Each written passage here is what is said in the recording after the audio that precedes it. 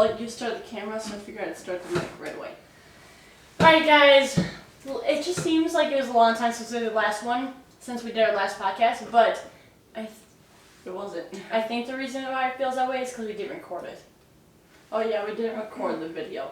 I was actually going to ask you if you were going to do it today because you just got the shower like 30 seconds ago and I was like, No, I had it all set up, I charged my thing, everything. So, yeah, it's just, last week and this week has been just a big, like, learning curveball with, we started classes, we're also going to be starting doing some other classes at the other schools, so it's just like, it's getting to the point where, like, our mornings have not been, like, as free for us to have a nice, easy routine anymore. I feel like things are just chaos right now. I also feel like, okay, so since the daylights obviously changed and it's darker, and we talked about this, like, it's just, I'm not waking up when I normally do, and I feel tired, even though I've gone to bed. Like, not waking up with the sun and, like, the circadian rhythm really does kind of mess me up a little bit. I really do want to get that salt lamp that's like the circadian rhythm salt lamp that wakes you up as like slowly like the sun would, you know, until it's bright. It just really like slowly starts out really dim and just slowly wakes up. Yeah, just like over the course of like I think it's like, an hour or two or something. Yeah, something like that. So then like you can kind of keep sleeping, and then when it's like at its full brightness, your alarm for like your phone should go off usually, or the alarm went there, and then you get up. Because what really blows me away right now is I'm actually getting a good amount of sleep, but I'm waking up and still just feeling like groggy and exhausted. I was waking up prior to like it getting so dark out in the morning. I was waking up easily between 4 and 5 and just like kind of popping out of bed.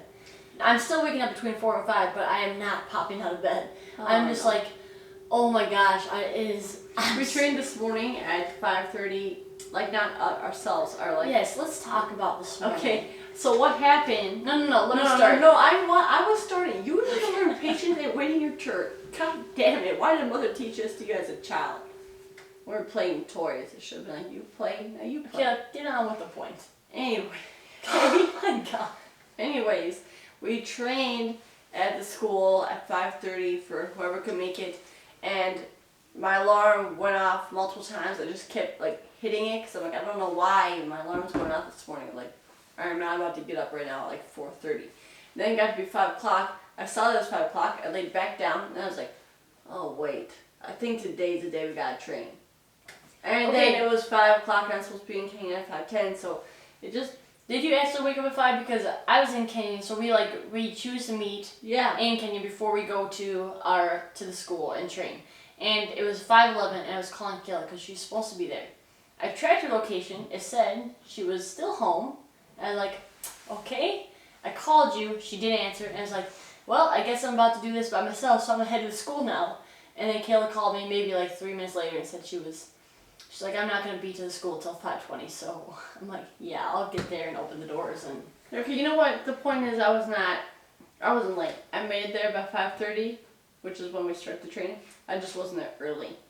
Okay, but if you're not, you were late because you are supposed to be part of like making the workout program, opening the doors, being there before other people. And Kayla, she did come before anybody else did somehow, but still I was honestly just in the corner the whole time, just yawning. I was so tired. Yeah, Kayla, she was basically just a support model that really was not supporting anything. I held conversation every now and then. Okay, we're gonna move on because it was not. Anyways, on another note, guys, it is 55 days until Christmas. 55 days. And this is why we should start celebrating right now. We should start celebrating now because December rolls around and all of a sudden it's over and it's gone. We need 2 months to celebrate, not just one. Remember, Kayla, what we just talked about interrupting? You literally just shouted over me to talk about Christmas that no one gives a shit about. What? Because it's not even Thanksgiving. Yes, they do. It's just been a crazy week, you guys. Just really trying to get back to routine. So we haven't been as active on our stories. We haven't been as active on our Instagram or other platforms. And it's about to change. Right, Kayla? Why are you saying right, Kayla? Right, Caitlin? Because it's a team effort. Kayla's still slightly grouchy from not enough sleep. I just want to go back to bed. I can tell still. this. And it's already almost 10. I'm feeling pretty tired. Today, though, we did not get on here to babble your mornings away. We got on here to talk a little bit about body dysmorphia, along with just self-image and also comparing ourselves to others, how it all ties in together, what we can do about it, what are the warning signs that like things like this might be happening to you and might have like this health issue, and then also we're gonna end with a little segment just kind of on your goals and really understanding if they align with you or not, and how to get your goals to align with you. So a lot of us make goals, they don't actually align with what we really want, and we really struggle to actually succeed in those goals and actually make any kind of progress. So we're going to talk a little bit about that, how to really understand if your goal is right for you and how to set some good ones, and just kind of touch on that one. But to start it off, I really wanted to get into comparing ourselves to others, our self-talk, our self-worth, how we view ourselves. I know that we've covered this a little bit before, but we really want to do a deep dive because this is something that if it's not changed in your life, it can drastically affect you, and it can even turn into things like depression or like even more negative things that you might think or want to do because you've let it go on to that degree. And hopefully it never gets to that degree, honestly. But the truth is that the more you compile these negative behaviors and thinking or talking or looking at yourself in a certain lens, the more you can really increase your chances of having like depression about your body or about how you see yourself. So what is body dysmorphia? Body dysmorphia is usually where a person will spend a lot of time worrying about their flaws and in their like appearance. The most common is their face. Is it really? That's the most common issue that people will have. And body dysmorphia is actually a mental health problem. Yeah, it is because it can lead to like things like suicide and like really. It just leads to bad depression and things like a lot of different other or like issues with that. And when it comes, I'm actually really surprised that the face is the number one trigger for people, because I guess there's so much more focus around health nowadays, and there's so many celebrities and people out there that people look up to who have a very either perfect body or maybe retouched body by surgeries, whatever. They wish they had this, they wish they had this. So I really thought it definitely would be like body would be the first one. And the reason why it's actually face is because science says that when you look in the mirror, usually the first thing you do is you make eye contact with yourself, kind of. You're like looking at yourself, and so the first thing you're always looking at is kind of your face. And a lot of people, like when you take pictures, whatever, things are focused on your face. You want your face to be really clear.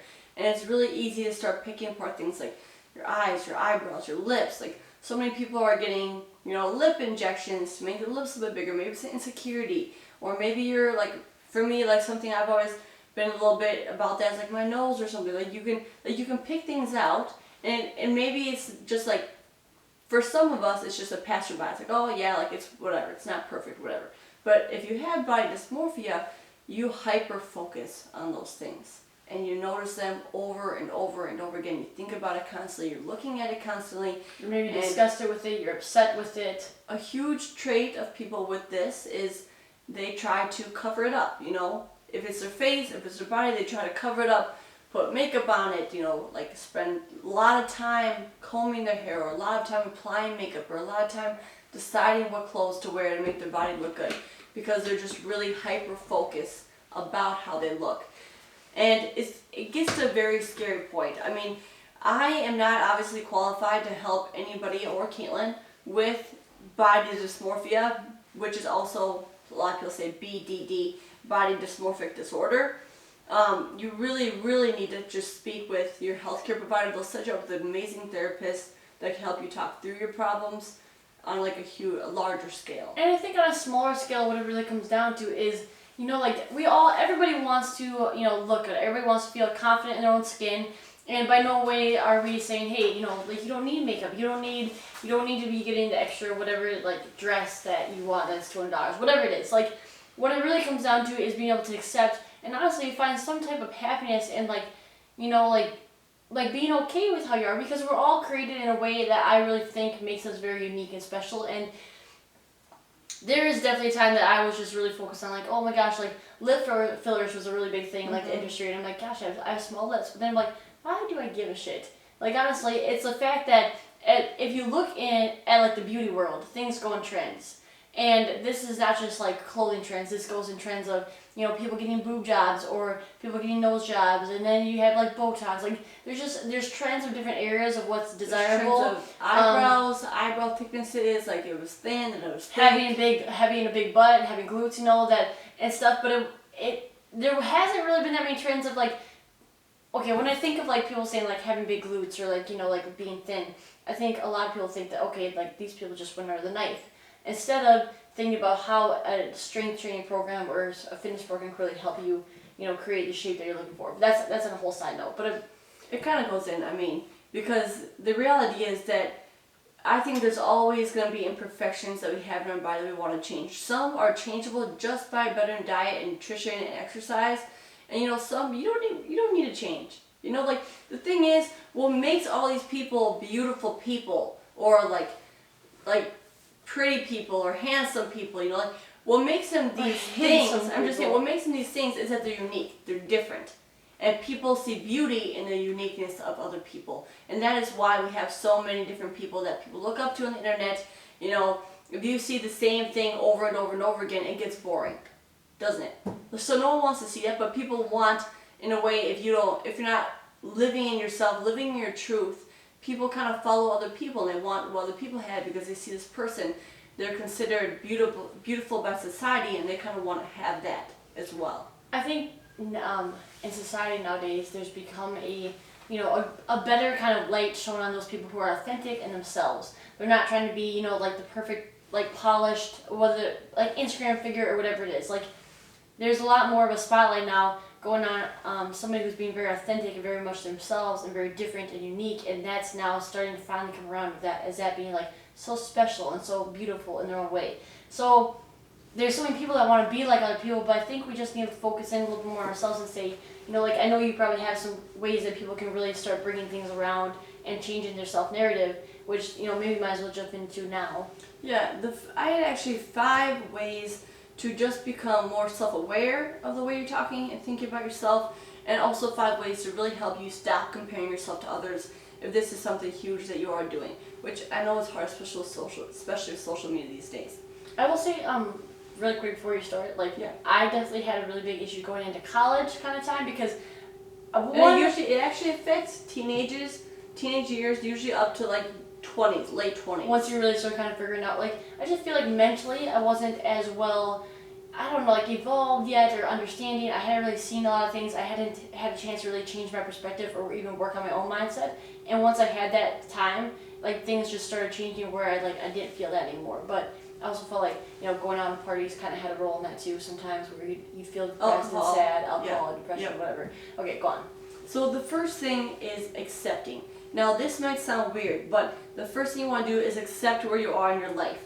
Your fitness level, your routine, your relationships, your job, your income, your house, etc. You want to accept where you are because you cannot move on from comparing yourself to others and wanting other things unless you look into yourself and accept that this is where you are right now. Accept that this is a face you have, this is the body you have, this is the house you live in, whatever. Not even just talking about superficial like looks and all of that, but also comparing jobs, income, houses, clothing, we compare lots of things. But the biggest thing is accepting, because once you are able to accept it, you're then able to understand that this is not permanent, this is just where I am right now. This is just what it is right now, but I can always change it. You first need to come to terms with the fact that this is where you are, though. Yep, and to not try to be constantly wishing to be in a different area in your life, because why are you wishing a certain spot in your life away? Maybe you don't have the things you want, maybe you're not happy with how you look yet, but we make small changes gradually, and that's what makes the biggest impact as long term. And the biggest thing is that once you're able to come to terms with that this is where you're starting, that's usually when people start to want to grow. They start to want to change things. I'm not saying this about your appearance. If you are maybe, self-conscious about your body weight and you're comparing yourself to other people because they look better than you think, acknowledging that this is your starting body weight, this is your starting body, but you can become healthier, not for them, but for yourself, is a huge important step in taking responsibility for the journey that you're about to go on. Yeah. So that's the first one. The second one is detoxing from social media. I know we have talked about this. This is huge in today's world, I think. Honestly, it's something that everybody should really try. They should start, if they don't want to take it a week off of it, any kind of thing like that, they don't want to do a whole hiatus, then what they should be doing is having guidelines for when they're allowed to be on their social media and when they're supposed to be, without the phone in their hand, so they can actually interact with the actual world, get outside, and, be a little bit more free instead of being so confined to their phone. There'll be days where I'll just tell Caitlin, And it's not necessarily because I'm comparing myself, but I'll be on social media and I'm telling Caitlin I'm just feeling like crap that day. I really am. I'm low. Like my vibration, like how happy I am, that's low. I'm just not excited for anything. I just really feel down. And that day, I probably spend quite a bit of the morning being on my phone. Scrolling through Reels, scrolling through Instagram, Facebook, TikTok, Twitter, reading things, just kind of like on my phone. I'm just ignoring everything around that's happening to me that day. I'm not going outside. I'm not doing anything like, that sparks brain activity kind of. I'm just kind of going through the motions and just numbly looking at things. And what I don't think people realize is that, before phones and like our handheld tablets, we would go on and watch a movie, right? And a movie would maybe last 1 to 2 hours. And after the movie, we'd be like, okay, we're not going to sit down and watch another one. We're like, we've kind of had enough. That's usually a cue at the end of the movie to get up and go off and be done with it. With our phones, I don't think people understand or even realize how much time they're really spending scrolling. Just going through next reel to next reel to next reel until, like they spend 2 hours in the morning, and they spend another hour at night, and they spend another hour and a half before bed. And before you know it, you've watched like 4 movies in your daytime. Compared to, what? So much time goes by. But the big reason why I want you to detox from social media is because a lot of us follow very toxic accounts that just make us feel shit about ourselves. We follow the Kardashians. We follow people that have access to cosmetic procedures and ways to keep themselves looking a lot younger. Excessive wealth, yeah. We follow all that stuff along with people that, just aren't our body shape. They're not us. We could never look like them. There's no way our genes could possibly make us have that form, take that form. We're not that height, we're not that weight, we're not the body structure, we can't get it. So unfollow those toxic accounts. I think a big thing of that is, like an example, is that if you watch the Victoria's Secret fashion show or like the bikini show, you would see these very slender, tall models. And, so I would find myself comparing that to myself, when I was in like high school, going to college, whatever it was. And I'm like, wow, I just, I'm tall, I could be like that. But I really have more of an athletic build. I'm more built like an athlete than I am a very tall, and I think people need to realize too, like you said, when you look at somebody's genetic makeup, we're all different. And we don't want to be, why would you want to be like anybody else? Yep. We're all going to be so different. So that's a huge thing. Just get off social media, unfollow those accounts that you just really shouldn't be watching. The next one is to tell yourself about a story. Now what I mean by this is tell yourself a story of the positive you. So a lot of us say, we tell ourselves a story of struggle. Every single day I struggle, I'm not making enough money, I'm chubby, I'm not getting my workouts, and I'm eating shit. We tell ourselves our struggles every day. Why? Just because that's what you lived in the past? You need to start telling yourself a story of strength, beauty, gratitude, optimism, resilience, happiness. You need to start getting into that mode and say, okay, today I'm going to start eating healthier. I'm going to eat 1 cellular stick. Like, that was a plus. Say, I ate healthier today. I'm going to have some eggs instead of having the donut for breakfast. Yeah, just tell yourself the positive things from your day. And then it'll start to create more positives in your life.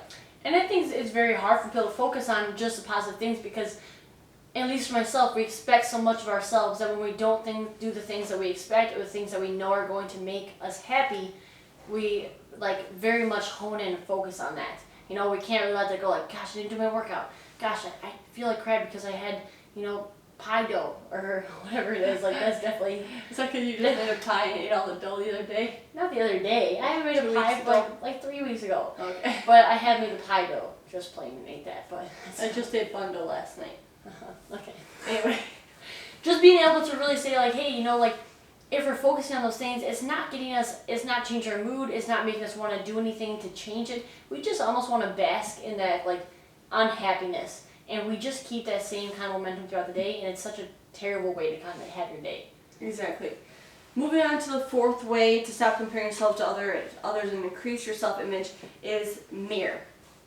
Now what I mean by mirror, like I said, is look in the mirror. Every single time you look in the mirror, I want you to say one positive thing that you see in your own reflection. And this should be pretty easy because we all have mirrors, whether that's the bathroom, whether that's like a wardrobe mirror, you go to restaurants, you go to the gas station, there's mirrors everywhere that we look. Windows, car windows. So honestly, you could be saying it how many times a day if you really want to take it that serious. Do you think if you just, think about it. If you, every single time you looked in the mirror, you said a positive thing, as we know, reinforcing things leads to repetition, leads to believing.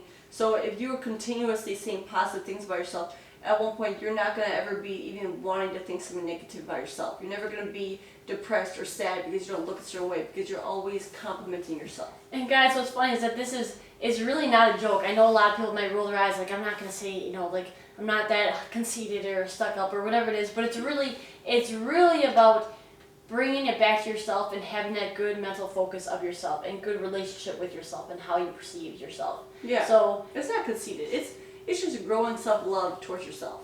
100%. And you just need to remember that. Okay, before you go on 5, I'm going to pause this quick and restart the camera because it will It's at 20 minutes. I know, Caleb, but we'll be going longer than that. Okay, 1 sec. We'll pause. Okay. No. You have to press play. No, record. Okay, put your cursor at the end. No. Alright, we're back. We're ready. Okay. So the last piece of this puzzle that I want you guys to start doing is start a daily gratitude list. And this is really simple. It's just 3 things in the morning or at night that I want you to write down that you're thankful about for yourself. And I guess actually the gratitude list could be not even just yourself, but anything you're grateful for. Because when we start practicing gratitude and being thankful for things in our life, we feel a lot more love and joy come our way, and we feel like we are worthy of love. We are worthy of like who we are. We don't need all these extra things. We don't need to be other people. Like, look at all these things in my life that I'm happy about, that I'm grateful I have and I can do. Like, and just having that thought process that you have a great life, no matter where you are in life, can change everything. Like when we started 75 Hard, I'd go out in the morning for my walks, and I don't even understand like what it is about it, but I would just feel like this like huge amount of like happiness just from going outside, being in the air, waking up before the sun. I just felt so happy and felt so grateful for the life I was living, and still like I'm still very grateful for everything, but it's like it just hits you one day like really like where that kind of gratitude comes in and how much it can change how you feel about things. Yeah, I think it hits you more too when you're able to actually get outside, because it can be kind of hard to think sometimes in an enclosed dark space that you're thankful for all this stuff, but when you get outside and you just look around and you know it's really quiet, I think it's easier to think about the things you're grateful for. Yeah, just kind of like where meditation kind of comes in. A lot of people meditate and think about those things, or they'll focus on the breath, but I just think it's a great thing to really understand that we all should be very thankful of the life that we're living and where we are, because you know at any given moment things can always be worse. Yeah, you never expect it either. It just kind of comes up. It's like something you don't even think is going to happen until way in the future, and like the future could be 5 seconds from now and things change. But those are some great tips, guys, to really start helping you change your self-image and really stop the comparison that you've been feeling towards others, towards people, towards social media, society, whatever it is. Did you have one more that you want to jump into, or can I go with mine? You can go in yours. Perfect. Okay. I feel like we just like took turns kind of a little bit, but yeah. I really want to bring in understanding goals and how it aligns with you. And it's not really totally about setting the goals. It's more so about people wanting to, have certain things in their life, and they're willing to say, yeah, that sounds exciting. That sounds like a great journey to start. I'm going to do it, and then, in this many months, I'm going to be there. I'm going to be whatever it is I want. And then they realize that, maybe it's not making them happy. Maybe the process is not what they were thinking it was going to be, whatever it is, and they fall short every time. So I like to think of the example for us anyways is we really wanted to do a bikini competition. We wanted to just get in amazing shape. We wanted to get on stage. We thought it'd be a really cool thing to just like improve our character, grow, whatever it was. And I would as much say that it was that the workouts, like training was already, we were already ready, we were already training, we're used to it, it wasn't hard. And it was more so the fact that I didn't feel like the goal aligned with us because we were doing it for different reasons than to compete. We were doing it more so for the fact that we just wanted to get in crazy good shape, and we didn't think about maybe all the extra things that come with that. So it was just a time in our life that maybe at that moment the goal did not really align with what we wanted. We were not ready to be eating, and this is where it kind of changes a bit, but we were given a meal plan that was very, very strict. Like you had, turkey, ground turkey. You had 2 cups of cucumbers. 2 cups of cucumbers. It'd be like 6 eggs in the morning, and it wasn't a very flexible diet that actually fit my own lifestyle, and I felt very, very constricted. It's the first time in my life that I felt like I had a very negative relationship with food, and I've never felt that way before, where like I've had that feeling. So I literally did not eat eggs for a very long time after. As you can imagine, we ended up dropping out of the contest prep, we maybe did like 3-4 weeks of trying to be as dedicated as we could, and we're like, oh my gosh, like eating 6 eggs a day. And little did I know at the time, like there's a lot of people who are very dedicated and may train that way.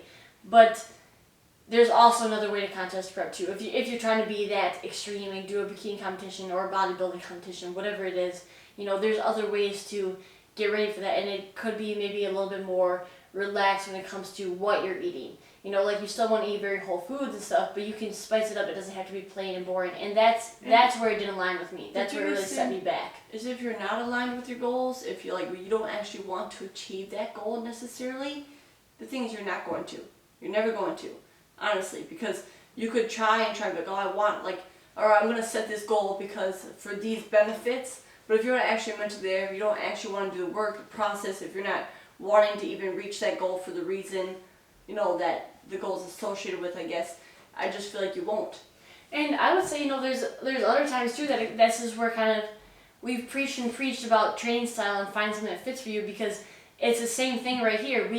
I was doing CrossFit style workouts for a while, hang cleans, and I'll still incorporate them every now and then, but I'm very much a very basic strength training person. I would really love to just be doing my deadlifts, my squats, my presses, and I can't say that my hang cleans or anything like that really was really up my alley as much, or I really wasn't maybe into jumping rope, and a lot of CrossFit workouts have that kind of stuff in it. Some of the styles I enjoy, but by telling myself, okay, if I'm going to do a workout plan and start something, I need it to be something that's going to align with me, something I'm going to enjoy, because like we've talked about so many times, you're not going to stick with it. But not only are you not going to stick with it, you're going to have a very negative relationship with working out or training or food.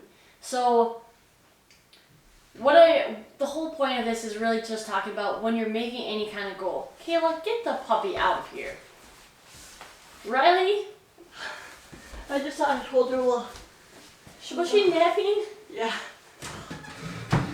When you're making any kind of goal, I really, really, really push you guys to make something that you're going to actually want to do.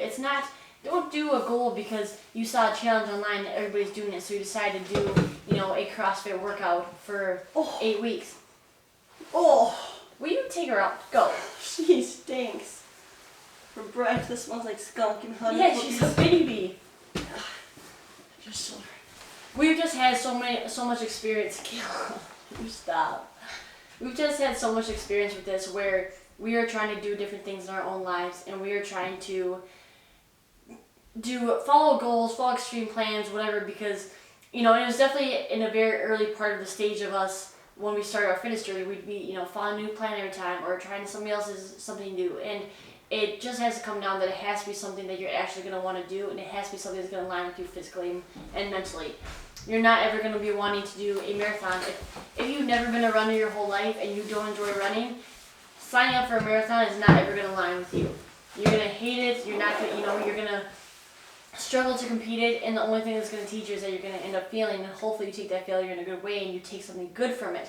But a lot of the times we're just going to say, you're going to focus on the fact that you failed, you didn't finish, and that's going to really bring you down. So finding a goal is such a good thing, but finding a goal that aligns with you is what we're really trying to focus on. Find something that you actually want to do that brings you happiness, that you're going to stick to.